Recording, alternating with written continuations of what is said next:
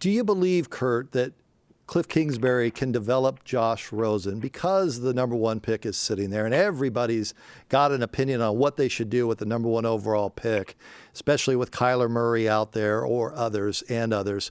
Let's just start with the development relationship of Kingsbury offensively with Josh Rosen.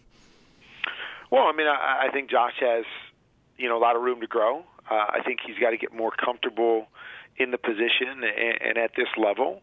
But obviously, Cliff has done a great job with a lot of different quarterbacks at the college level. And, whether it's scheme or whether it's just working with those guys, he's had a lot of success with different guys. And so, but that's obviously got to be, maybe not priority number one, but very high on the list of what you have to do as a head coach is you've got to develop that position, and you have to assume it's going to be Josh. I would be really surprised if they went a different direction at quarterback, after 1 year. But that's going to be a big part of it is you got to have that guy to compete in this business. And, when you look at the division, everybody's got that guy. So you've got to be able to develop that and figure that out if you're the head coach, if you want to compete week in and week out and year out in the West. Well, I mean, I think there's excitement having Cliff Kingsbury as the head coach, young, offensive-minded guy, an area where they struggled last year to really find themselves. Of course, you got a young quarterback, but there, still needs to be work done, in my opinion, offensively, and not just scheme-wise, but got to shore up that offensive line. Got to find some other weapons on the outside. I know Larry's back for another year, but nobody really knows how long that's going to be. And, I think you need to find some more weapons. Of course, you got David in the backfield as well. So I think there's some pieces there. I think you have some good pieces on defense. But, I think there's excitement to see if Cliff can be, the next Sean McVay, as everybody says, the young guy that comes in with the energy and the scheme and can turn things around really quickly. So I think there's excitement from that standpoint. I'm intrigued by it and got a chance to meet Cliff a couple months ago and enjoyed my time with him. So pulling for him and hope that he can make some quick changes there.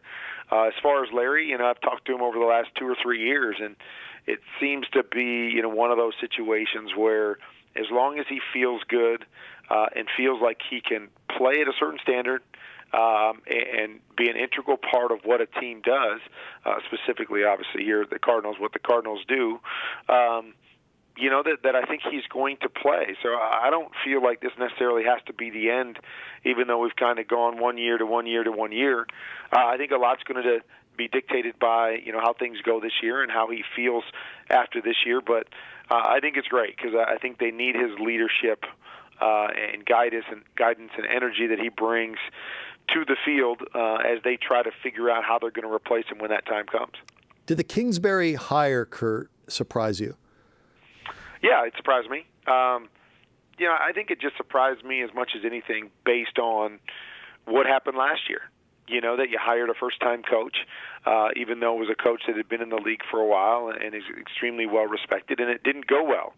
And you realized, okay, he wasn't the right guy. We didn't really know everything about him because he had never been here before, so we need to, cut ties and move on because it's not the right fit. And then to come back and hire another guy that's kind of in that same mold that we don't really know, although he's been a head coach before, we don't really know, everything that goes into what he brings and what he's going to be like at this level. And so I was surprised from that standpoint, that you kind of thought, well, maybe they'll go out and get somebody that's a little more established, that's been there, so they wouldn't have anything that transpired this year transpire again. But I tip my hat to the Cardinals organization. First to admit that it wasn't the right hire and to move on, I think is a huge step to have to make at that time, and then not to put it into a box and say we have to go this route. If you feel like this young guy is the right guy and he's got what it takes and he's the right hire, then you go get him,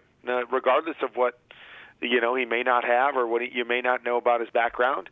So you give him credit. The hope now is just that it's the right fit And, we'll be talking about it 10 years from now and how bold they were to go out and make this move. Appreciate the time and the visit and getting caught up as always. I'll see you down the road.